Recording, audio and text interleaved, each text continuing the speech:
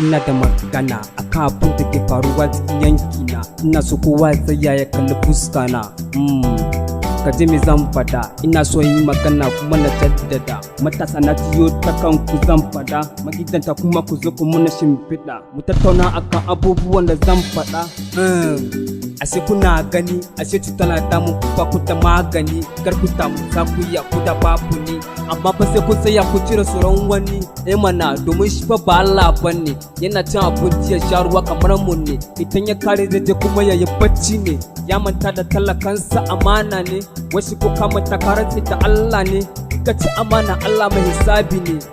Na ga abun yayi yawa ne, a ce asibiti babu magani, wasu kuma aikata baka gani.